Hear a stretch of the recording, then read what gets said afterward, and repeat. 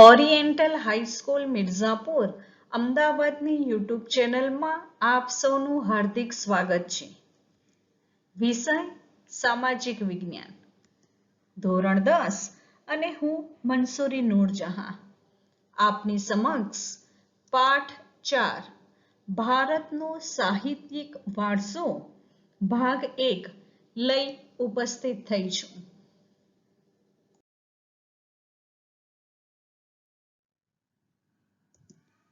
પાઠ 4 ભારતનો સાહિત્યિક વારસો ભાગ 1. વિદ્યાર્થી મિત્રો, સૌપ્રથમ પાઠનું નામ જ છે સાહિત્ય. સાહિત્ય એટલે કે વિવિધ પ્રકારના પુસ્તકો, વિવિધ પ્રકારના ગ્રંથો કે જે પ્રાચીન સમયથી અત્યારના સમય સુધી લખાતા આવ્યા છે. તો સૌપ્રથમ વિચાર થાય કે આ પ્રકારનું લખાણની શરૂઆત કઈ રીતે થઈ હશે. જ્યારે આદિમાનવ ભટકતું જીવન જીવતો હતો, ગુફાઓમાં રહેતો હતો, તો તેવા સમય દરમિયાન માનવી પોતાના વિચારો, પોતાના ભાવો, પોતાના મનમાં જે કંઈક પણ લાગણી છે તે, પોતાના મનની જે ઉર્મિઓ છે વગેરેને તે અન્ય માનવી કે પ્રાણીઓ સુધી પહોંચાડવા માટે તે શરૂઆતનો આદિમાનવ કેટલાક હાવભાવ કરતો હતો, કેટલાક સંકેતો, ચિત્રો વગેરે પોતાની ગુફાના દિવાલો ઉપર તે લખતો હતો અને દોડતો હતો કે જેથી કરીને પોતાના મનમાં જે કંઈ પણ વિચારો છે એ અન્ય માનવી સુધી પહોંચી શકે.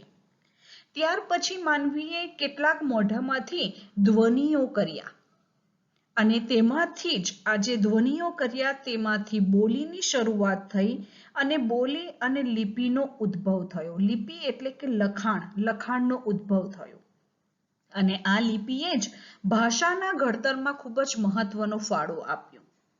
અને સમય જેમ જેમ જતો ગયો તેમ વ્યક્તિએ પોતાના વિચારો અભિવ્યક્ત કરવા માટે ભાષાનો ઉપયોગ કરવા લાગ્યો અને આ ભાષાના સર્જનાત્મક પ્રયોગથી જ સાહિત્યનું સર્જન થવા લાગ્યું હતું. વિદ્યાર્થી મિત્રો, આ પ્રકરણના અંદર ભારતનો સાહિત્યિક વારસોમાં આપણે કયા કયા મુદ્દાઓની ચર્ચા કરવાની છે તેની સૌપ્રથમ હું વાત કરી લઉં.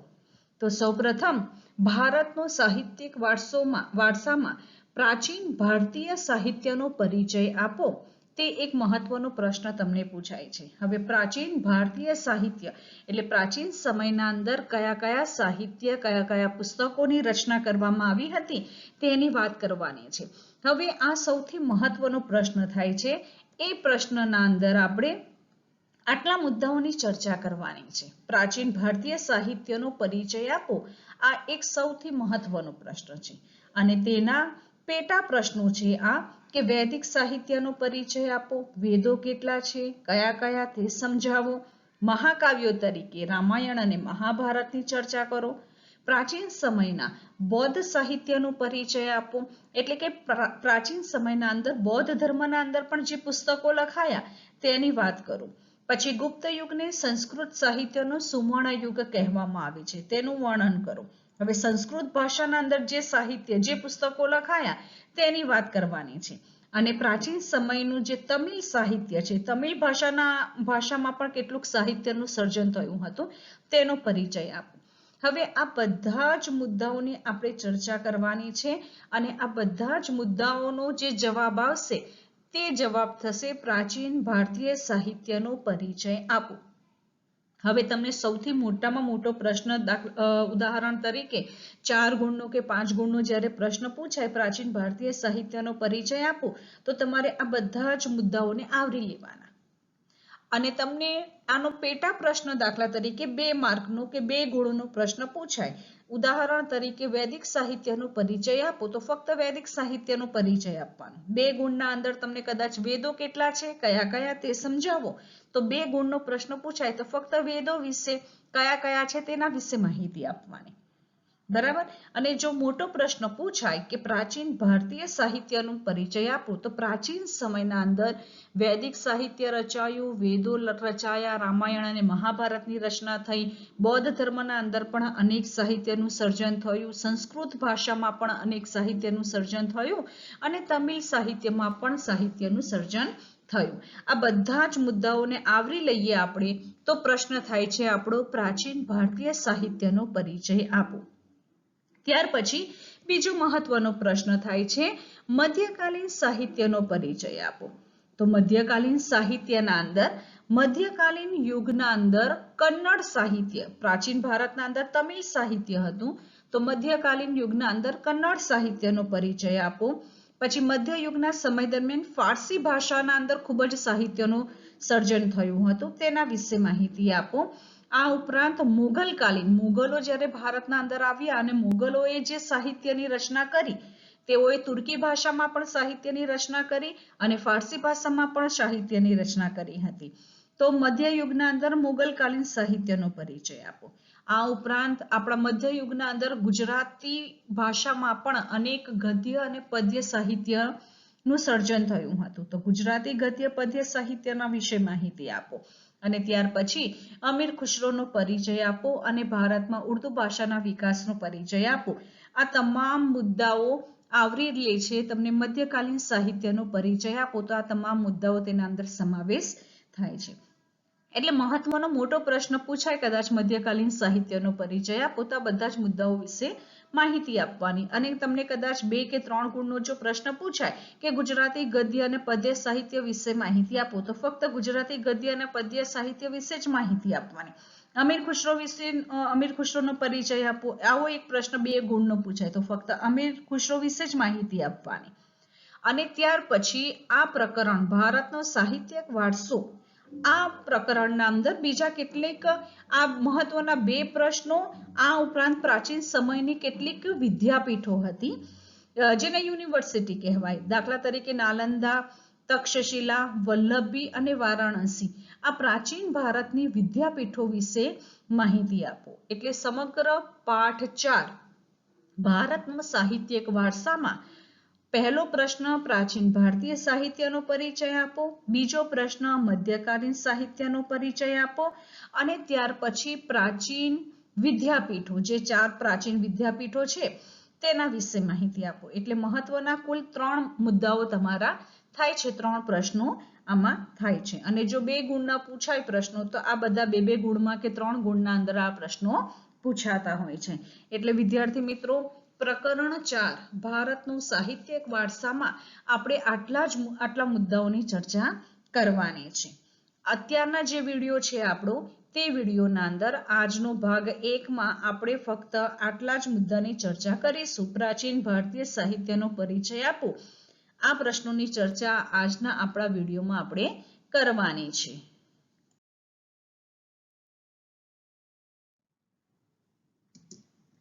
પ્રાચીન ભારતીય સાહિત્યનો પરિચય આપો, આવો એક પ્રશ્ન તમને મહત્વનો પૂછાતો હોય છે.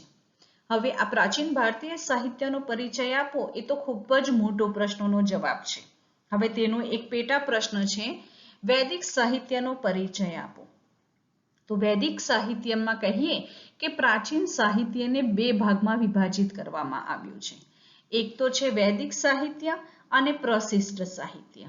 અને આમાંથી આ પ્રશ્ન તમને પૂછાય છે કે વૈદિક સાહિત્યનો પરિચય આપો, અથવા તો તમને એવું પૂછાય છે કે પ્રાચીન સાહિત્યને કયા 2 ભાગમાં વિભાજિત કર્યું છે. તો પ્રાચીન સાહિત્યને 2 વિભાગમાં વિભાજિત કર્યું છે, વૈદિક સાહિત્ય અને પ્રશિષ્ટ સાહિત્ય. હવે સૌપ્રથમ આપણે વૈદિક સાહિત્યનો પરિચય આપો, આવો પ્રશ્ન જ્યારે પૂછાય છે તો તેનો જવાબ આવે છે કે વેદો કેટલા છે અને કયા કયા વેદો વિશે માહિતી આપવાની. એટલે કે વૈદિક સાહિત્ય, વેદોની રચના કોણે કરી છે? તો વેદોની રચના આર્યોએ કરેલી છે. અને વેદો કુલ 4 છે, ઋગ્વેદ, યજુર્વેદ, સામવેદ અને અથર્વવેદ. અને વેદનો અર્થ થાય છે જ્ઞાન. હવે જોઈએ ઋગ્વેદની વાત આપણે કરીએ કે ઋગ્વેદ એ શું છે. પ્રાચીન ભારતીય સૌથી પ્રાચીન જો પુસ્તક હોય તો તે ઋગ્વેદ છે. અને તેના અંદર કુલ 1028 ઋચાઓનો સંગ્રહ કરવામાં આવ્યો છે. હવે ઋચાઓ એટલે શું? ઋચાઓ એટલે કે ઈશ્વરની ભક્તિ કરવા માટેના જે સ્તુતિ છે, ઈશ્વરની ભક્તિ કરવા માટે જે મંત્રો બોલવામાં આવે છે તેને ઋચાઓ કહેવામાં આવે છે.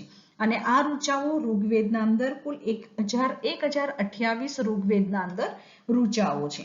અને ઋગ્વેદ 10 ભાગમાં વહેંચાયેલું છે. વિદ્યાર્થી મિત્રો, આ ખાસ યાદ રાખવાનું છે કે ઋગ્વેદના અંદર કુલ 1028 ઋચાઓ છે. ઋચાઓ એટલે કે સ્તુતિ, ઈશ્વરની સ્તુતિ, ઈશ્વરની ભક્તિ કરવા માટે જે મંત્રો બોલવામાં આવે છે તેને ઋચાઓ કહેવામાં આવે છે. અને તે ઋચાઓ 1028 ઋગ્વેદમાં છે. ઋગ્વેદ જે છે તે 10 ભાગમાં વહેંચાયેલું છે અને તેના અંદર જે ઋચાઓ છે તે દેવોને સ્તુતિ કરવા માટે છે. અને આ સ્તુતિ જે છે તે વિવિધ પ્રકારના યજ્ઞ પ્રસંગે કરવામાં આવતી હતી અને તેના અંદર પણ ઉષાને સંબોધન કરતી, ઉષા એટલે કે સવારે સૂર્યનો ઉદય થાય એના પહેલાનો જે સમય છે એ સમયનું સંબોધન કરતી કેટલીક સ્તુતિઓ ખૂબ જ મનમોહક છે. અને આ ગ્રંથ સપ્ત સિંધુ પ્રદેશમાં વસેલા આર્યોની રાજકીય, સામાજિક, આર્થિક અને ધાર્મિક બાબતોનું વર્ણન કરવામાં આવ્યું છે. હવે વિદ્યાર્થી મિત્રો, તમારે આ ખાસ યાદ રાખવાનું છે કે વેદો કેટલા છે, કયા કયા, અને દરેક વેદના અંદર કઈ બાબતોનો ઉલ્લેખ કરવામાં આવ્યો છે. એટલે વેદો કુલ 4 છે. ઋગ્વેદમાં શું છે તો કે ભાઈ આ વેદોની રચના કોણે કરી તો કે આર્યોએ કરી. કેટલા છે વેદો તો 4 છે અને સૌથી પ્રાચીન વેદ કયો તો કે ઋગ્વેદ છે. અને તેમાં શું દર્શાવ્યું છે તો કે 1028 ઋચાઓ છે. ઋચાઓ એટલે કે મંત્રો. ઈશ્વરની જ્યારે આપણે ભક્તિ કરતા હોઈએ છીએ તો કોઈ પણ પ્રકારના મંત્રો આપણે બોલતા હોઈએ છીએ. તે મંત્રો ઋગ્વેદના અંદર આપેલા છે. હવે ઋગ્વેદના પછી આ ઋગ્વેદ જે ગ્રંથ છે તેની અહીં આગળ ચિત્ર દર્શાવેલું છે.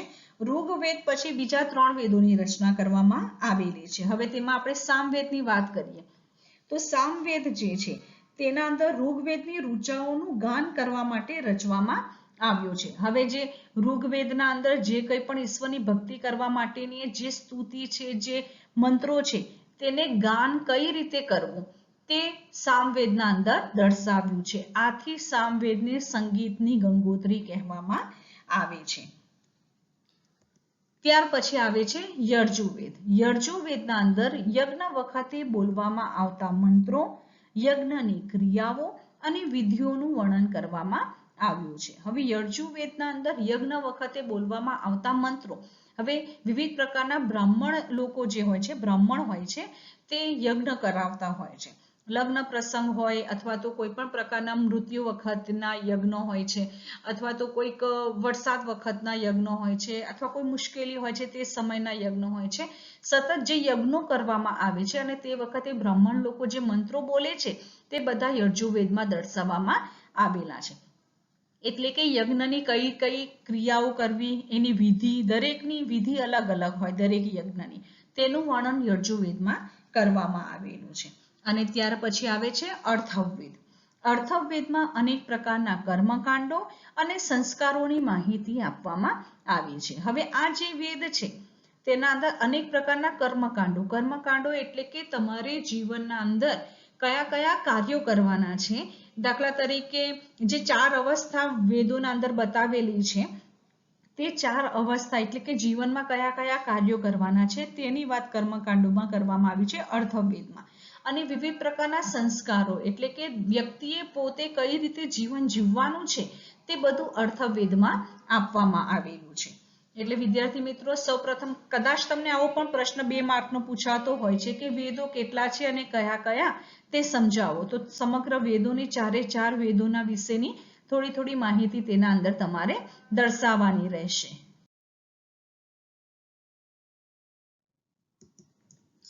અગાઉનો જે આપણો પ્રશ્ન છે તેનો જવાબ હજુ ચાલુ છે. એટલે કે વૈદિક સાહિત્યનો પરિચય આપો. અગાઉની સ્લાઇડમાં આપણે જોયું વેદો કેટલા છે અને કયા કયા. ત્યાર પછી આ પ્રશ્નનો જવાબ હજુ ચાલુ છે એટલે કે વૈદિક સાહિત્યનો પરિચય આપો. તેના અંદર જ ઉપનિષદ આવે છે. ઉપનિષદ સાહિત્ય જે છે એ સાહિત્યમાં શાનું વર્ણન કરવામાં આવ્યું છે તો આ સાહિત્યમાં બ્રહ્માંડનો આરંભ કઈ રીતે થયો, જીવન શું છે, મૃત્યુ શું છે, ભૌતિક અને આધ્યાત્મિક જગત વિશેની માહિતી ઉપનિષદમાં આપેલી છે. આ ઉપરાંત જ્ઞાન અને પ્રકૃતિ વગેરે વિષયોનું વિવેચન ઉપનિષદમાં કરવામાં આવ્યું છે. અને શરૂઆતના ઉપનિષદો એવું કહેવાય છે કે પ્રારંભના ઉપનિષદો મુખ્ય 2 હતા, બૃહદારણ્યક અને છાંદોગ્ય. એ શરૂઆતના ઉપનિષદો હતા. હવે આ ઉપનિષદો સંવાદ સ્વરૂપમાં છે. સંવાદ સ્વરૂપના અંદર એટલે એક વ્યક્તિ પૂછે છે, પ્રશ્ન પૂછે છે અને બીજો વ્યક્તિ એનો જવાબ આપે છે. એવી રીતે સંવાદ સ્વરૂપના અંદર તેનું લખાણ કરેલું છે. આ ઉપરાંત મુક્તકો ઉપનિષદમાં તેની સંખ્યા 108 દર્શાવવામાં આવેલી છે. હવે ઉપનિષદોની રચના પછી રચાયા બ્રાહ્મણ ગ્રંથો. બ્રાહ્મણ ગ્રંથોના અંદર વેદોના મંત્રોનો અર્થ સમજવા માટે તેના પર પદ સ્વરૂપમાં રચાયેલી ટીકાઓનો બ્રાહ્મણ ગ્રંથોમાં સમાવેશ કરવામાં આવ્યો છે. અને બ્રાહ્મણ ગ્રંથોમાં યજ્ઞો અને તેને લગતી વિધિઓ, જેવી રીતે બ્રાહ્મણ લોકો વિવિધ પ્રકારના યજ્ઞો કરાવે છે અને તેની જે વિવિધ પ્રકારની વિધિઓ છે તેનું માર્ગદર્શન બ્રાહ્મણ ગ્રંથોના અંદર આપેલું છે. એટલે ઉપનિષદોની રચના થઈ, ત્યાર પછી બ્રાહ્મણ ગ્રંથોની રચના થઈ અને ત્યાર પછી આરણ્યકોની રચના થઈ. હવે અરણ્ય એટલે કે જંગલ, એટલે કે આર્યો તેમના જીવનનો અંતિમ સમય જ્યારે હોય તો અંતિમ સમયના અંદર અરણ્યમાં જઈને તેઓ ગાળતા હતા. જંગલમાં જઈ અને પોતે જીવન જીવતા. જીવનનો અંતિમ સમય એટલે કે વૃદ્ધાવસ્થા આવે ત્યારે આર્યો જંગલમાં જઈને વસતા અને બાકીનું જીવન જંગલમાં પસાર કરતા. અને વન અથવા તો અરણ્ય એટલે કે જંગલમાં આશ્રમ બાંધી અને સતત ચિંતન કરતા. અને તે ચિંતન દ્વારા જે સાહિત્ય, જે તત્વજ્ઞાનથી ભરપૂર એવા સાહિત્યો જે રચાયા તેને અરણ્યક કહેવામાં આવે છે. એટલે કે જંગલમાં જઈ અને સતત ચિંતન કરી અને જે ગ્રંથોની રચના કરી તેને આરણ્યકો કહેવામાં આવે છે. આ ઉપરાંત મહાન વ્યાકરણ શાસ્ત્રી હતા પાણિની. અહીંયા એક ચિત્ર દર્શાવ્યું છે. તે પાણિનીએ સંસ્કૃત ભાષાના અંદર અષ્ટાધ્યાયી નામનો વ્યાકરણ ગ્રંથ પણ મહાન વ્યાકરણ શાસ્ત્રી પાણિનીએ લખેલું છે. આ ઉપરાંત વેદાંગ સાહિત્ય. વેદાંગ સાહિત્યના અંદર કર્મકાંડ, જ્યોતિષ, વ્યાકરણ અને ખગોળશાસ્ત્ર વગેરે જેવા વિષયોનો સમાવેશ વેદાંગ સાહિત્યમાં કરવામાં આવ્યો છે. હવે વિદ્યાર્થી મિત્રો, તમારો આ પ્રશ્ન, પહેલો પ્રશ્ન, પ્રાચીન ભારતીય સાહિત્યનો પેટા વિભાગનો જે પ્રશ્ન છે કે વૈદિક સાહિત્યનો પરિચય આપો. હવે વૈદિક સાહિત્યનો પરિચય આપો. આ પ્રશ્નના જવાબમાં વેદો કેટલા છે, કયા કયા, તેની માહિતી, વેદોની રચના પછી ઉપનિષદ રચાયા, ત્યાર પછી બ્રાહ્મણ ગ્રંથો રચાયા, આરણ્યકો રચાયા અને વેદાંગ સાહિત્ય, આ તમામ પુસ્તકોના વિશેની માહિતી, વૈદિક સાહિત્યનો પરિચય આપો. એ પ્રશ્નનો જવાબ અહીંયા પૂરો થાય છે.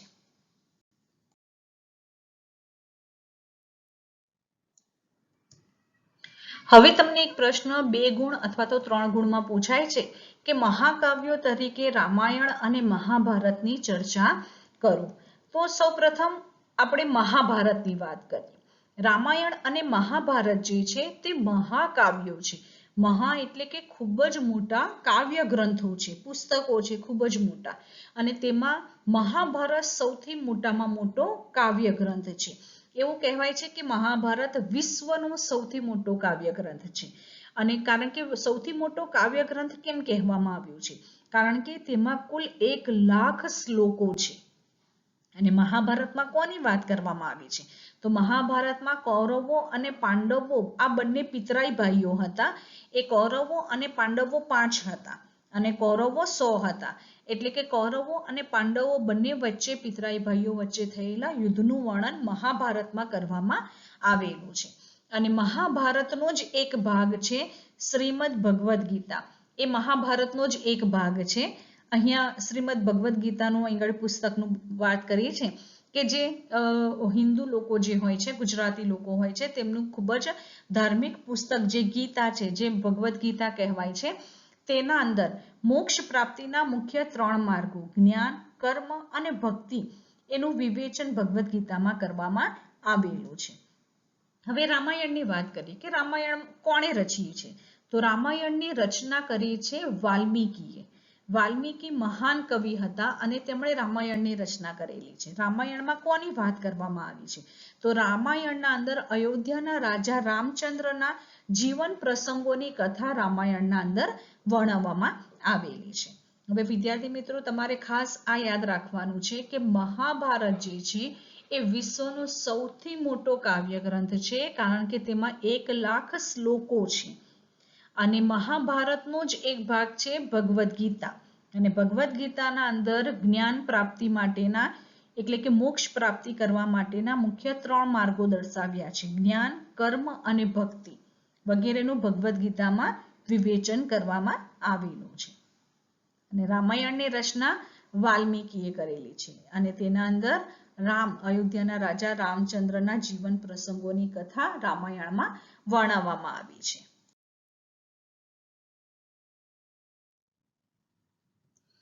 તમને હવે પ્રશ્ન એક પૂછાય છે કે પ્રાચીન સમયના બૌદ્ધ સાહિત્યનો પરિચય આપો. તો આ જે પ્રાચીન સમયનું બૌદ્ધ સાહિત્ય છે, જે પુસ્તક છે તે પાલી ભાષામાં લખાયેલું છે અને તેને ત્રિપિટક કહેવામાં આવે છે.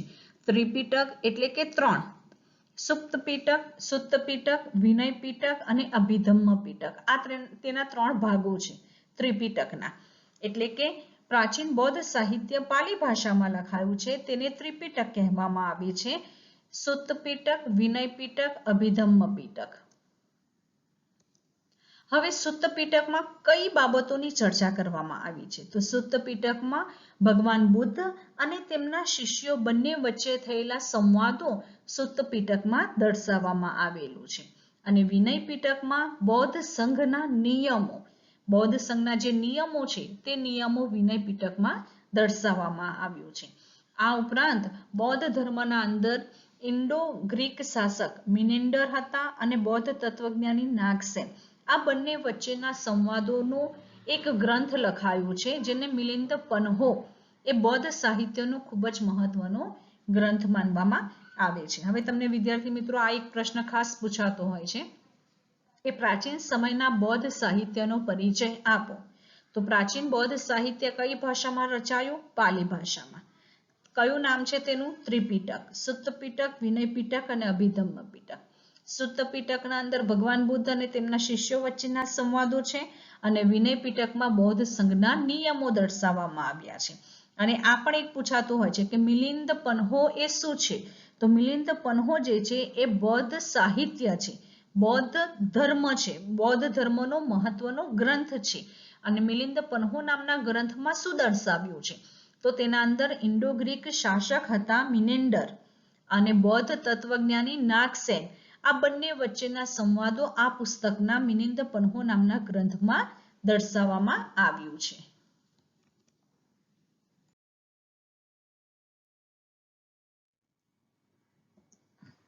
ગુપ્ત યુગને સંસ્કૃત સાહિત્યનો સુવર્ણ યુગ કહેવામાં આવે છે.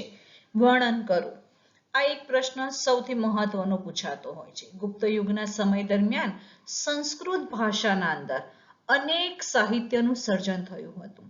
અનેક સાહિત્ય એટલે કે અનેક કવિઓ, અનેક લેખકો, કાવ્ય લખનારા નાટકકારો વગેરે થઈ ગયા હતા. અને આ મહાન લેખકોના અંદર કવિ કાલિદાસ, ભવભૂતિ, ભારવી, ભર્તૃહરિ, બાણભટ્ટ, માઘ વગેરે ઇત્યાદિ અનેક મહાન લેખકોએ અનેક સાહિત્યનું સર્જન કર્યું હતું. આથી ગુપ્ત યુગને સંસ્કૃત સાહિત્યનો સુવર્ણ યુગ કહેવામાં આવે છે. હવે આ અનેક લેખકો, અનેક કવિઓએ વિવિધ પ્રકારનું સાહિત્યનું સર્જન કર્યું. તેમાં મહાન કવિ કાલિદાસની વાત કરીએ.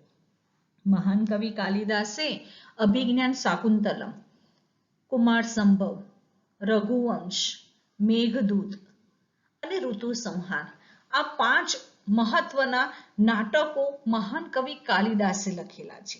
અને તેના અંદર પણ અભિજ્ઞાન શાકુંતલમ જે છે તે તો વિશ્વના અંદર વિખ્યાત આ નાટક છે, જેના અંદર શકુંતલા અને દુષ્યંત આ બંનેની પ્રણય કથા અભિજ્ઞાન શાકુંતલમમાં દર્શાવવામાં આવેલી છે. આ ઉપરાંત બાણભટ્ટ રચિત એટલે કે મહાન કવિ બાણભટ્ટ જે છે તેમણે હર્ષચરિત્ર અને કાદંબરી આ 2 પુસ્તકો, આ 2 સાહિત્યનું સર્જન બાણભટ્ટે કરેલું છે. હર્ષચરિત્ર એટલે કે સમ્રાટ હર્ષવર્ધન જે હતા તેમનું આખું જીવન ચરિત્ર બાણે આ પુસ્તકમાં લખેલું છે. એટલે કે સમ્રાટ હર્ષવર્ધનનું જીવન ચરિત્ર બાણે હર્ષચરિત્ર પુસ્તકમાં લખેલું છે. એટલે બાણે કયા 2 પુસ્તકો રચ્યા? હર્ષચરિત્ર અને કાદંબરી, આ 2 સાહિત્યનું રચના બાણે કરેલી છે. આ ઉપરાંત ભવભૂતિએ ઉત્તરામચરિત્ર નામનું સાહિત્યનું સર્જન ભવભૂતિએ કરેલું છે. ભારવીએ કિરાતાર્જુનિયમ પુસ્તકની રચના કરી છે અને દંડીએ 10 કુમાર ચરિત્ર, વિશાખા દત્તે મુદ્રાક્ષરાક્ષસ, વિશાખા દત્ત રચિત એટલે વિશાખા દત્તે રુદ્રાક્ષસ નામના ગ્રંથની રચના કરી છે અને શુદ્ર કે મુચ્છકટિકમ નામના ગ્રંથની રચના કરી છે અને શંકરાચાર્યએ ભાષ્યનો અર્થ થાય છે ટીકાની રચનાઓ શંકરાચાર્યએ કરેલી છે. હવે આ તમામ પુસ્તકોના અંદર કઈ બાબતોની રચના કરવામાં આવી છે, કઈ બાબતોનો ઉલ્લેખ કરવામાં આવ્યો છે?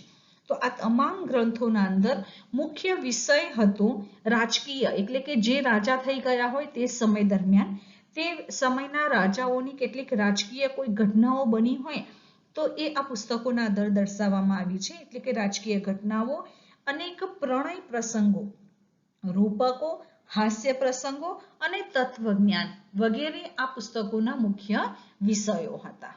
હવે આ પ્રશ્ન જે છે તમારો કે ગુપ્ત યુગને સંસ્કૃત સાહિત્યનો સુવર્ણ યુગ કહેવામાં આવે છે, તેનું વર્ણન કરો. તો એનો આખો આ પ્રશ્નનો જવાબ અહીંયા દર્શાવ્યો છે. હવે તમને એક એક વાક્યમાં અથવા તો ખાલી જગ્યા અથવા તો વિકલ્પોના અંદર પણ પ્રશ્ન પૂછાતો હોય છે કે કયું સાહિત્યની રચના કોણે કરી છે. દાખલા તરીકે કાલિદાસ, તો કાલિદાસે કઈ કૃતિની રચના કરેલી છે? તો આ 5 કૃતિની રચના કાલિદાસે કરેલી છે. હર્ષચરિત્ર જે પુસ્તક છે તેની રચના કોણે કરી છે? તો કે બાણભટ્ટે કરેલી છે. બરાબર. એટલે આવા પ્રકારનો એક વાક્ય અથવા તો 2 ગુણનો પણ પ્રશ્ન તમને પૂછાતો હોય છે. હવે ફરી એક વખત કહી દઉં આ પ્રશ્નનો જવાબ કે ગુપ્ત યુગને સંસ્કૃત સાહિત્યનું સુવર્ણ યુગ કહેવામાં આવે છે, વર્ણન કરો. કારણ કે ગુપ્ત યુગના સમય દરમિયાન અનેક મહાન નાટકકારો, કવિઓ, લેખકો થઈ ગયા હતા. જેમાં મહાન કવિ કાલિદાસ, બાણ, ભવભૂતિ, ભારવી, દંડી, વિશાખાદત્ત, શુદ્રક અને શંકરાચાર્ય વગેરે જેવા અનેક મહાન લેખકકારો, નાટકકારો થઈ ગયા અને તેઓએ સાહિત્યનું સર્જન કર્યું છે. આથી ગુપ્ત યુગને સંસ્કૃત સાહિત્યનો સુવર્ણ યુગ કહેવામાં આવે છે. મહાન કવિ કાલિદાસે અભિજ્ઞાન શાકુંતલમ, કુમાર સંભવ, રઘુવંશ, મેઘદૂત અને ઋતુસંહાર આ 5 મહાન નાટકોની રચના મહાન કવિ કાલિદાસે કરેલી છે. બાણે હર્ષચરિત્ર અને કાદંબરીની રચના કરી છે. ભવભૂતિએ ઉત્તરામચરિત્ર નામના ગ્રંથની રચના કરી છે. ભારવી કિરાતાર્જુન્યમ, દંડીએ 10 કુમાર ચરિત્ર, વિશાખાદત્ત મૃગરાક્ષસ, શંકરાચાર્ય શુદ્ર કે મુચ્છકટિકમ અને શંકરાચાર્યએ ભાષ્યની રચનાઓ કરેલી છે. આ આખા જે કંઈ પણ ગ્રંથો જેણે રચ્યા છે તે એક વાક્ય અથવા 2 વાક્યના પ્રશ્નોમાં પણ તમને પૂછાતું હોય છે.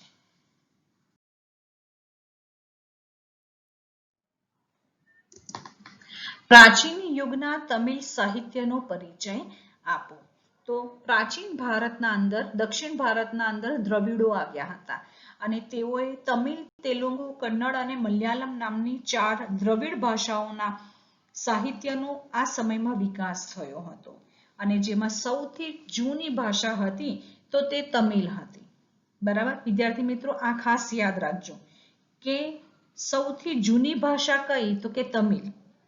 દક્ષિણ ભારતના અંદર તમિલ, તેલુગુ, કન્નડ અને મલયાલમ આ 4 દ્રવિડ કુળની ભાષાઓમાં સૌથી જૂની ભાષા હતી તમિલ અને તેનું સાહિત્ય ઈસવીસનના પ્રારંભ જેટલું જૂનું ગણવામાં આવે છે. આ ઉપરાંત ભારતની પ્રચલિત પરંપરા અનુસાર 3 સંગમ સાહિત્યોની સંગમોનું આયોજન થયું હતું. 3 સંગમ સાહિત્યની રચના પ્રાચીન સમયના અંદર થઈ હતી. હવે સંગમ કેમ કહેવામાં આવે છે? સંગમ સાહિત્ય કેમ કહેવામાં આવે છે? કારણ કે તેના અંદર અનેક સંતો અને અનેક કવિઓએ તેની રચના કરી છે. સંતો અને કવિઓ આ બંને ભેગા થઈ અને આ સાહિત્યની રચના કરી છે. આથી તેને સંગમ સાહિત્ય કહેવામાં આવે છે. અને સંગમ સાહિત્યના અંદર આ 3 મુખ્ય પ્રાચીન સમયના તમિલ સાહિત્ય છે. એથુતુકઈ, પથ્થુપાતુ અને તોલક્કાપિયમ. આ 3 સંગમ સાહિત્યની રચના તમિલ સાહિત્યમાં થઈ હતી. હવે એથુતુકઈ જે છે તેમાં 8 કાવ્યોનું સંકલન કરવામાં આવ્યું છે.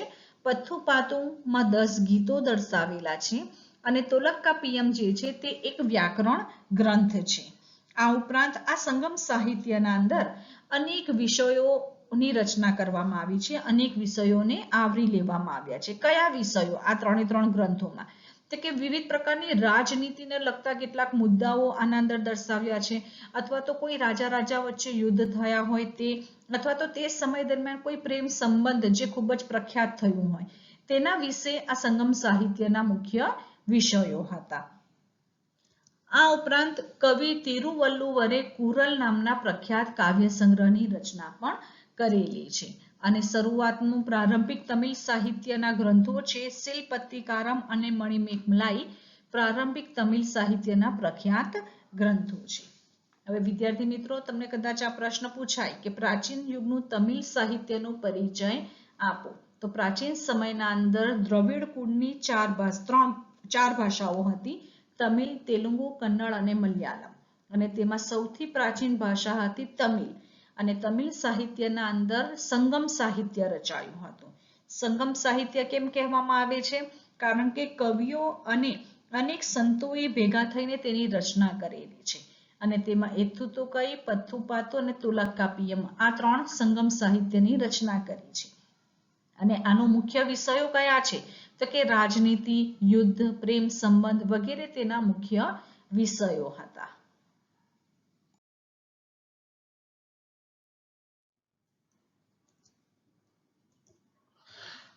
વિદ્યાર્થી મિત્રો, પ્રકરણ 4 ભારતનો સાહિત્યિક વારસો, તેનું આ વિડીયોના અંદર આપણે સૌથી મોટામાં મોટો પ્રશ્ન જે છે તેની ચર્ચા અહીંયા કરી હતી. આજના આપણા વિડીયોમાં આપણે પ્રાચીન ભારતીય સાહિત્યનો પરિચય આપો તેની વાત આપણે આજના આ વિડીયોમાં કરી હતી. હવે પ્રાચીન ભારતીય સાહિત્યનો પરિચય આપો આ પ્રશ્ન જો તમને 4 કે 5 ગુણમાં પૂછાય તો તેનો જવાબના અંદર વૈદિક સાહિત્યનો પરિચય, તેના તમામ મુદ્દાઓ લખવાના છે. વૈદિક સાહિત્યનો પરિચય આપો આ 1-2 ગુણમાં પણ તમને પ્રશ્ન પૂછાય છે. તો વૈદિક સાહિત્યના અંદર વેદો કેટલા છે, કયા કયા, તેની માહિતી વૈદિક સાહિત્યના પરિચયમાં આપવાની. આ ઉપરાંત ઉપનિષદ, બ્રાહ્મણ ગ્રંથો, આરણ્યકો અને વેદાંગ સાહિત્ય, ત્યાં સુધીનો પ્રશ્નનો જવાબ વૈદિક સાહિત્યનો પરિચય આપો તેમાં આવશે. એટલે વૈદિક સાહિત્યમાં વેદો કેટલા છે ને કયા કયા તેનું પણ વૈદિક સાહિત્યમાં સમાવેશ થાય છે. આ ઉપરાંત વેદો કેટલા છે ને કયા કયા તેનો 2 ગુણનો પણ પ્રશ્ન પૂછાઈ શકે છે. મહાકાવ્યો તરીકે રામાયણ અને મહાભારતની ચર્ચા કરો. પ્રાચીન સમયના બૌદ્ધ સાહિત્યનો પરિચય આપો. હવે પ્રાચીન સમયનું બૌદ્ધ સાહિત્ય કઈ ભાષામાં રચાયું? તો કે પાલી ભાષામાં. બૌદ્ધ સાહિત્ય કયું હતું? તો ત્રિપિટક, સુત્ત પિટક, વિનય પિટક અને અભિધમ્મ પિટક. ગુપ્ત યુગનું સંસ્કૃત સાહિત્યને સુવર્ણ યુગ કહેવામાં આવે છે, તેનું વર્ણન કરો. અને પ્રાચીન યુગના તમિલ સાહિત્યનો પરિચય આપો. હવે આ તમામ મુદ્દાઓનો સમાવેશ પ્રાચીન ભારતીય સાહિત્યનો પરિચય આપો તેમાં થાય છે. અને જો તમને પ્રાચીન ભારતીય સાહિત્યનો પરિચય એ 4 કે 5 ગુણમાં પૂછાય તો આ તમામ મુદ્દાઓની ચર્ચા તેના અંદર કરવાની રહેશે. અથવા તો તમને જો અલગ અલગ પ્રશ્ન 2 ગુણમાં પૂછાય કે વૈદિક સાહિત્યનો પરિચય આપો તો વૈદિક સાહિત્યમાં વેદોના વિશે માહિતી આપવાની. આ ઉપરાંત ઉપનિષદ, બ્રાહ્મણ ગ્રંથો, આરણ્યકો, વેદાંગ સાહિત્ય ત્યાં સુધીની ચર્ચા વૈદિક સાહિત્યમાં કરવાની. ફક્ત તમને 2 ગુણમાં એવું પૂછાય કે મહાકાવ્યો તરીકે રામાયણ અને મહાભારતનો પરિચય આપો તો ફક્ત રામાયણ અને મહાભારત વિશે જ માહિતી આપવાની. બરાબર? તો વિદ્યાર્થી મિત્રો, આપણે આ પ્રકરણ 4 પાઠ 4 ભારતનો સાહિત્યિક વારસામાં પ્રાચીન ભારતીય સાહિત્યનો પરિચય આપો તેના આટલા મુદ્દાની આપણે ચર્ચા આ વિડીયોમાં કરી છે. હવે આ જ પાઠનો આગળનો વિડીયો લઈ ફરી ઉપસ્થિત થઈશું. આટલા પ્રશ્નોના જવાબ તમારે તમારા ફૂલસ્કેપ ચોપડામાં લખવાના રહેશે.